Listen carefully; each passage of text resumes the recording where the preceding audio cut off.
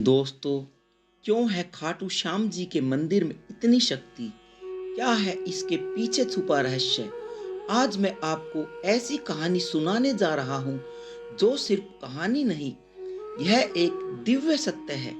यह एक ऐसे भगवान की कहानी है जो कलयुग में हारे का सहारा बना, जिसका नाम सुनते ही रोंगटे खड़े हो जाते हैं, जिसके दर्शन मात्र से ही जीवन बदल जाता है। राजस्थान की पावन धरती सीकर जिले में खाटू नामक एक छोटे से गांव में एक ऐसा मंदिर स्थापित है जहां हर रोज लाखों लोग अपनी मुरादें लेकर आते हैं। कोई रोता हुआ आता है, कोई हारा हुआ आता है, तो कोई टूटा हुआ आता है। लेकिन जो भी भक्त सच्चे दिल से आता है वो खाली नहीं जाता। लेकिन क्यों है इस मंदिर में इतनी शक्ति? क्या है वह रहस्य जो इस स्थान को दुनिया का सबसे चमत्कारिक धाम बनाता है? आइए मैं आपको वो कहानी सुनाता हूँ जो समय के पन्नों में दबी हुई है। वो कहानी जो आपकी आत्मा को छू जाएगी। नमस्कार प्रिय दर्शकों, मैं एक बार फिर आपका हार्दिक स्वागत करता हूँ आपके अपने YouTube चैनल श्याम कृपा में। दोस्तों, आज हम एक नई कहानी और एक नया वीडियो लेकर आपकी सेवा में उपस्थित हुए हैं। आज की कथा अत्यंत ज्ञानवर्धक और प्रेरणादायक है। कथा के शुरू करने से पहले आपसे एक विनम्र निवेदन है। शास्त्रों में कहा गया है कि अधूरी छोड़ी गई कथा दुख और पाप का कारण बनती है। इसलिए इस कथा को अंत तक अवश्य सुने। अगर आप अपनी माँ से सच्चा प्रेम करते हैं तो इस वीडियो को लाइक जरूर करें, हमारे चैनल को सब्सक्राइब करें और कमेंट में जय श्री श्याम लिखकर अपना समर्थन दें। तो आइए बिना किसी देरी के शुरू करते हैं आज की प्रेरणादायक कथा। युगों पहले जब धर्म और अधर्म के बीच युद्ध की तैयारियां चल रही थी, उस समय पांडु पुत्र भीम के पुत्र घटोत्कच के घर में एक अद्भुत बालक ने जन्म लिया। उसकी माता का नाम मोरवी था, जो अहिलावती के नाम से प्रसिद्ध थी।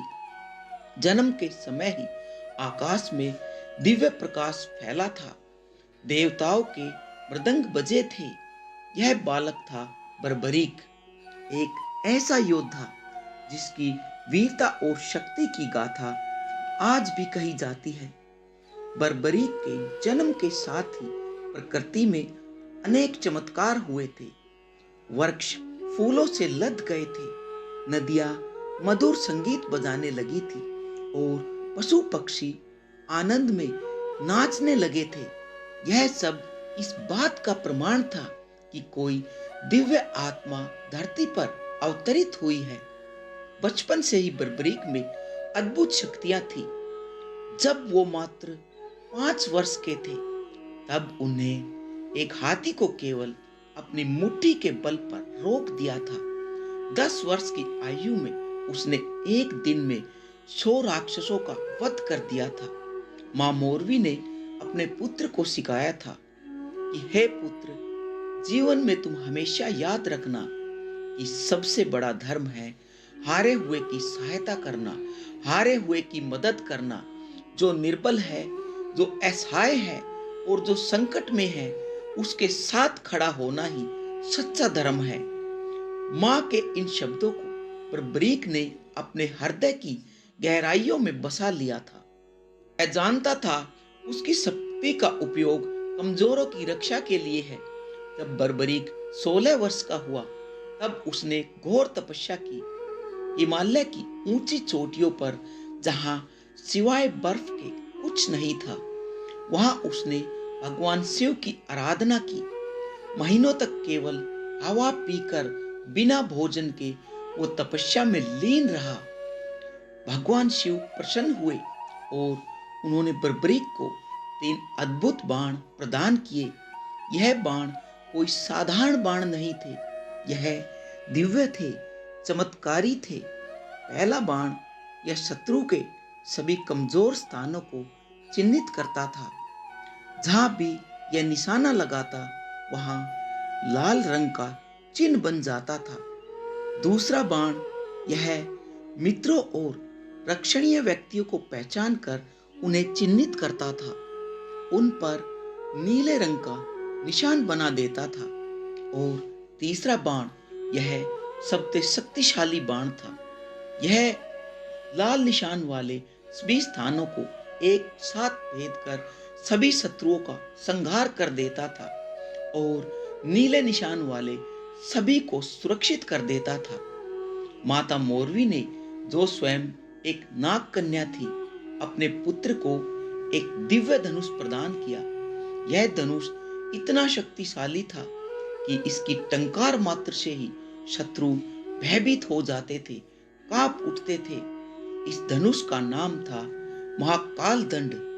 इस धनुष की विशेषता यह थी कि यह जब महाभारत के युद्ध की घोषणा हुई, तब बर्बरीक के हृदय में भी युद्ध में भाग लेने की इच्छा उठी।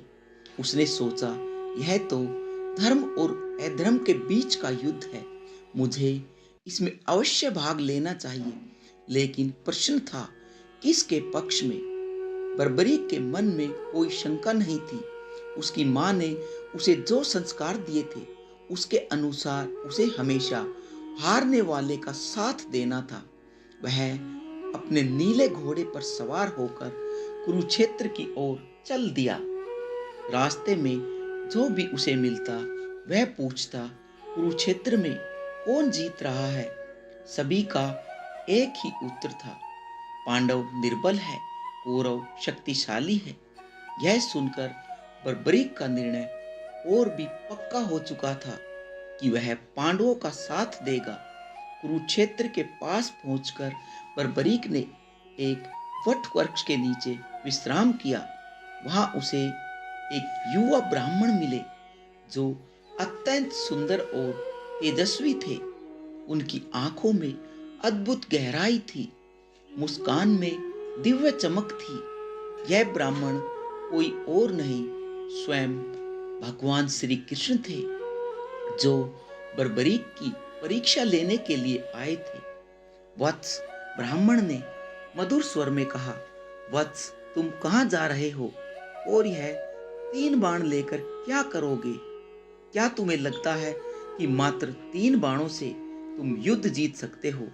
बर्बरीक ने विनम्रता से उत्तर दिया, हे ब्राह्मण देव, यह कोई साधारण बाण नहीं है। एक बाण से मैं अपने शत्रुओं को चिन्हित कर सकता हूँ, दूसरे बाण से मित्रों को, और तीसरे से मैं सभी शत्रुओं का संहार कर सकता हूँ। यदि आवश्यकता हो तो एक ही बाण से मैं सारी पृथ्वी को छलनी कर सकता हूँ। ब्राह्मण ने मुस्कुराते हुए कहा, यह कैसे संभव है वत्स? दिखाओ, तुम मुझे आज अपनी शक्ति दिखाओ। उन्होंने पास के एक विशाल पीपल वृक्ष की ओर इशारा किया और कहा, इस वृक्ष के सभी पत्तों को छेद दो, लेकिन ध्यान रहे, एक भी पत्ता नष्ट नहीं होना चाहिए, केवल हर एक पत्ते में छेद होने चाहिए। बर्बरीक ने अपने पहले बाण को धनुष पर चढ़ाया। मन ही मन उसने संकल्प किया था, महादेव, इस वृक्ष के हर पत्ते के मध्य में छेद हो जाए। बाण छूटा और चमत्कार हो उठा। वृक्ष के हजारों और अनगिनत पत्तों में प्रत्येक के मध्य में एक सुंदर गोल छेद हो गया। पूरा वृक्ष मानो कोई कलाकृति बन गया था। लेकिन यह चमत्कार यहीं नहीं रुका। ब्राह्मण के पैर के नीचे भी एक पीपल का पत्ता था, जिसमें भी छेद हो चुका था। बर्बरीक समझ चुका था कि यह कोई साधारण ब्राह्मण नहीं है। तभी ब्राह्मण का रूप बदलने लगा। उनके चारों ओर दिव्य प्रकाश फैल गया। उनके सिर पर मोर पंख का मुकुट दिखाई दिया, हाथ में सुदर्शन चक्र और मुरली। यह थे स्वयं भगवान श्री कृष्ण। बर्बरीक तुरंत उनके चरणों में गिर पड़ा। हे जगन्नाथ, हे कृष्णा, हे माधव, आपने मुझ पर बड़ी कृपा की। लेकिन मैं समझ नहीं पा रहा कि आप मुझसे क्या चाहते हैं।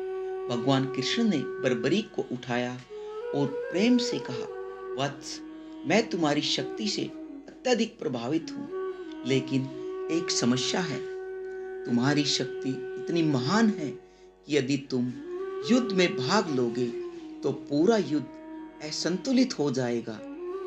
भगवान कृष्ण ने समझाया, तुमने कहा था कि तुम हारने वाले का साथ दोगे, लेकिन सोचो, यदि तुम पांडवों के साथ मिलकर कौरवों को हरा दोगे तो फिर कौरव हारने वाले हो जाएंगे।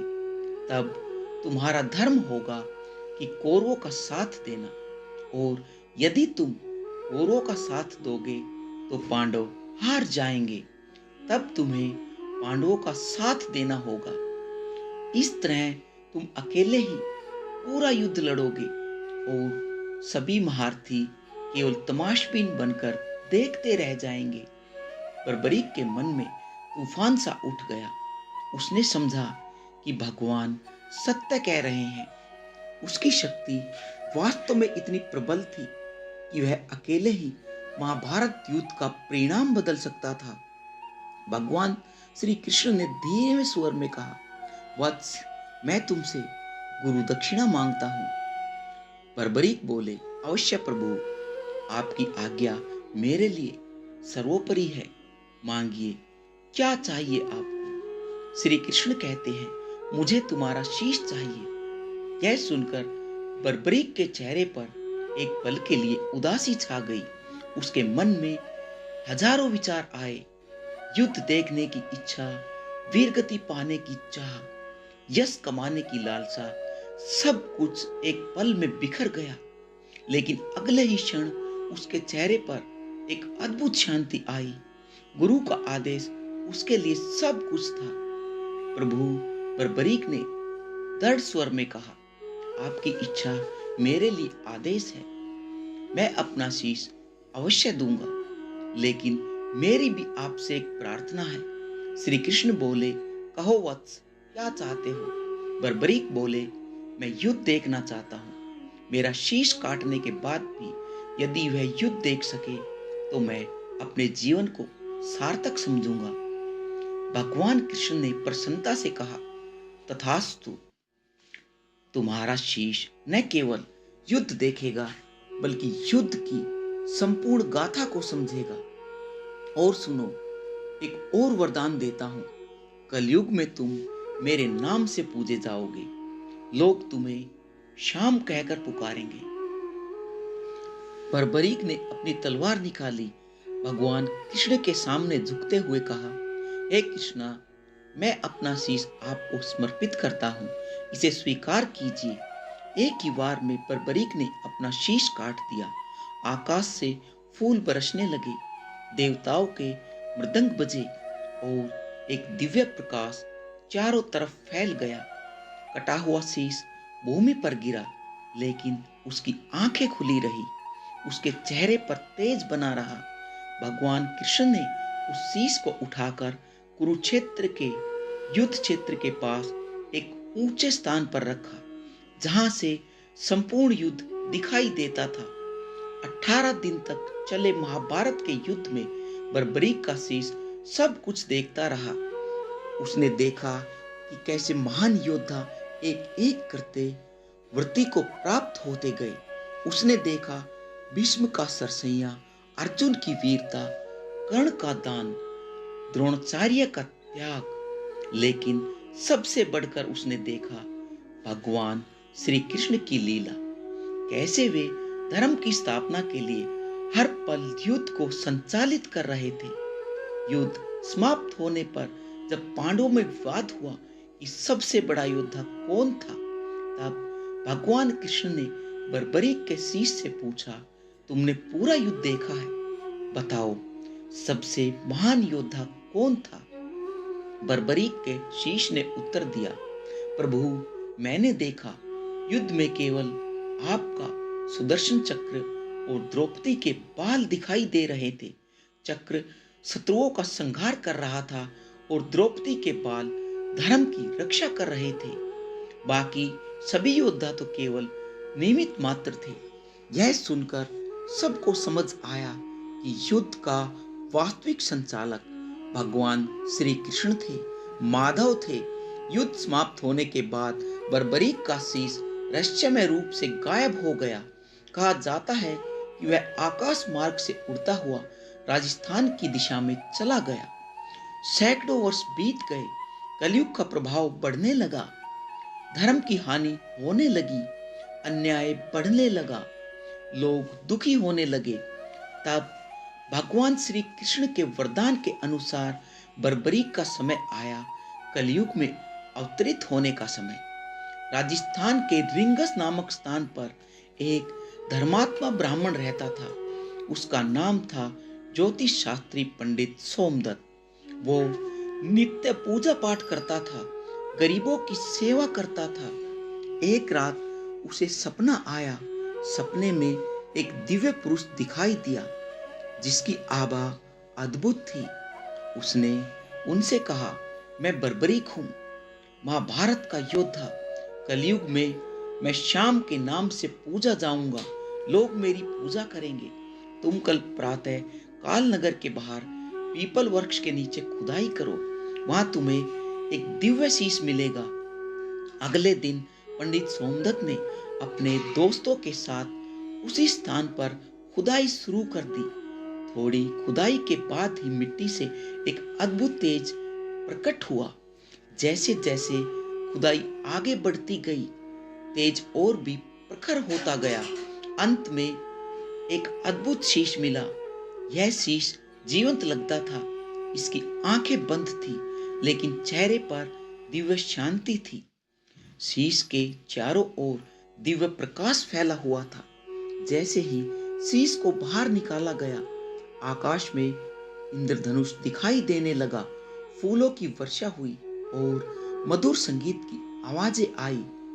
पंडित सोमदत्त ने शीश को एक पवित्र स्थान पर रखा। उसी रात उन्हें फिर सौपन आया। इस बार सौपन में उन्हें भगवान श्री कृष्ण दिखाई पड़े। वत्स, भगवान ने कहा, इस शीश को यहाँ से खाटू नाम के स्थान पर लेकर जाना है। वहाँ एक कुंड है जो मेरी दिव्य शक्ति से बना हुआ है। उसका नाम श्याम कुंड है। वही बर्बरीक का स्थायी निवास होगा। लेकिन प्रभु खाटू कहाँ है? पंडित ने पूछा। तुम केवल शीश को लेकर चलते जाओ। जहाँ शीश स्वयं रुकना चाहेगा, समझ जाना कि वही स्थान है। पंडित सोमदत्त ने शीश को एक दिव्य पट्टी पर रखा और अपनी यात्रा शुरू कर दी। रास्ते में जो व्यक्ति शीश के दर्शन करता, उसके सारे कष्ट दूर हो जाते थे। बीमार व्यक्ति ठीक हो जाते थे। दुखी लोगों को शांति मिलती थी। कई दिनों की यात्रा के बाद जब वे एक सुंदर स्थान पर पहुंचे, तो शीश अचानक भारी हो गया। कितनी भी कोशिश करने पर वो आगे नहीं बढ़ सका। उनकी समझ में आ गया कि यही वह स्थान है। वहां एक प्राकृतिक कुंड था जिसका पानी अत्यंत शुद्ध और निर्मल था। स्थानीय लोग इसे श्याम कुंड कहते थे। उस समय खाटू गांव का राजा था, राजा रूप सिंह चौहान। जब उन्हें इस चमत्कारिक शीश के बारे में पता चला, तो वे तुरंत इसके दर्शन करने के लिए आ पहुंचे। शीश के दर्शन करते ही राजा के मन में अपार श्रद्धा जाग उठी। उन्होंने तुरंत वहां एक भव्य मंदिर बनवाने का निर्णय लिया। मंदिर का निर्माण मंदिर तैयार होता गया और शीश को वहां स्थापित किया गया। तो पहली बार वहां आरती का आयोजन हुआ। राजा रूप सिंह चौहान ने स्वयं आरती की। आरती के दौरान एक अद्भुत चमत्कार हुआ। शीश की आंखें अपने आप खुल गई और उन आंखों में इतना तेज था कि सभी लोग आश्चर्यचकित रह गए। ऐसा लगता था जैसे कोई जीवित व्यक्ति सामने बैठा हो। उसी दिन से यह परंपरा शुरू हुई कि श्याम बाबा नित्य अपने भक्तों को दर्शन देते हैं। उनकी आंखों में वही दया भाव है जो महाभारत के समय था। वही करुणा है जो हारे हुए के लिए थी। श्याम कुंड में एक विशेष रहस्य है। इसका पानी कभी कम नहीं होता और कभी ज्यादा नहीं होता। हजारों लोग हर रोज इसमें स्नान करते हैं, लेकिन पानी का स्तर वही रहता है। वैज्ञानिकों ने इसकी जांच की, लेकिन कोई भूमिगत जल स्रोत प्राप्त नहीं हुआ। यह रहस्य आज भी बना हुआ है। कहा जाता है यह कुंड सीधे क्षीर सागर से जुड़ा हुआ है, जहाँ स्वयं भगवान विष्णु विराजते हैं। इसीलिए इसका पानी कभी समाप्त ही नहीं होता।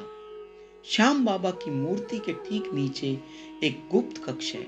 कहा जाता है कि वहां बर्बरीक के तीनों दिव्य बाण रखे हुए हैं। यह कक्ष तब तक नहीं खुलेगा जब तक कलयुग में धर्म का सर्वनाश नहीं हो जाता। जब कलयुग के अंत में पाप अपने चरम पर पहुंचेगा, तब यह कक्ष खुलेगा और श्याम बाबा अपने दिव्य बाणों के साथ धर्म की पुनः स्थापना करेंगे। भविष्य पुराणों में लिखा है कि कलयुग के अंत में एक नीले घोड़े पर सवार होकर एक योद्धा आएगा जो धर्म की स्थापना करेगा। श्याम बाबा के भक्त मानते हैं कि वह योद्धा बाबा श्याम ही होंगे। मंदिर के पुराने शिलालेखों में एक नीले घोड़े का चित्र भी है, जिस पर एक योद्धा सवार है। यह चित्र रहस्यमयी है और इसका अर्थ आज तक कोई भी समझ नहीं सका है। श्याम बाबा के 11 नाम हैं और यह संख्या भी रहस्यमय है। इन 11 नामों में छुपी हुई है कलयुग की संपूर्ण गाथा। प्रत्येक नाम की एक युग की समस्या का समाधान है। जब कोई भक्त पूरी श्रद्धा के साथ इन 11 नामों का जाप करता है, तो उसकी सभी समस्याएं अपने आप हल हो जाती हैं। लेकिन यह तभी संभव है जब भक्त का हृदय पूर्णतः शुद्ध हो। श्याम बाबा से जुड़ी कई संख्याएं विशेष है। मंदिर में 108 सीढ़ियां है। श्याम कुंड का व्यास 51 फीट है। मुख्य गुंबद की ऊंचाई 108 फीट है। यह संख्याएं मात्र केवल संयोग नहीं है। हिंदू धर्म में इन संख्याओं का विशेष महत्व होता है। 108 ब्रह्मांड की संपूर्णता का प्रतीक है और 51 शक्तिपीठों की संख्या है। ज्योतिषियों के अनुसार श्याम बाबा का मंदिर एक विशेष ज्योतिषीय स्थान पर बना हुआ है। यहाँ 5 ग्रहों की शक्तियां केंद्रित होती है। फागुन मास की एकादशी के दिन यह विशेष ऊर्जा होती है। इस दिन श्याम बाबा की शक्तियां चरम पर होती है। श्याम बाबा से जुड़ा रंग नीला, पीला और लाल, यह सभी के विशेष अर्थ होते हैं। नीला रंग विष्णु का है, पीला ज्ञान का और लाल रंग शक्ति का। भक्त जब इन रंगों के कपड़े पहनकर आते हैं तो उनका श्याम बाबा के साथ विशेष तालमेल बन जाता है। शास्त्रों के अनुसार जब कलयुग अपने अंतिम चरण में पहुंचेगा, तब धर्म लगभग समाप्त हो जाएगा। उस समय श्याम बाबा पूर्ण रूप से प्रकट होंगे। वे अपने 3 दिव्य बाणों के साथ आएंगे और अधर्म का नाश कर देंगे। यही होगी कलयुग की अंतिम लड़ाई। भविष्य पुराण में लिखा हुआ है कि एक नीला घोड़ा आकाश से उतरेगा, उस पर श्याम बाबा सवार होंगे। उनके हाथ में अपना दिव्य धनुष होगा। वे एक ही बाण से सारे संसार के पापियों का सर्वनाश करेंगे और धर्म की स्थापना भी करेंगे। श्याम बाबा के इस अवतरण के बाद सतयुग की शुरुआत होगी। फिर से धर्म, फिर से सत्य और फिर से न्याय का राज्य होगा। लोग प्रेम से रहेंगे, कोई दुखी नहीं होगा। यही है श्याम बाबा का अंतिम मिशन, संसार में शांति और खुशी की स्थापना करना। इस कहानी का अंत प्रेम की जीत के साथ होता है। श्याम बाबा प्रेम के अवतार हैं। उनका प्रेम जाति, धर्म, भाषा की सीमाओं को पार करता है। वे मुस्लिम, सिख, ईसाई सभी के हैं, क्योंकि दुख का कोई धर्म नहीं होता है। जो दुख हरता है वह सबका होता है। हारे का सहारा श्याम हमारा। बोलिए जय श्री श्याम।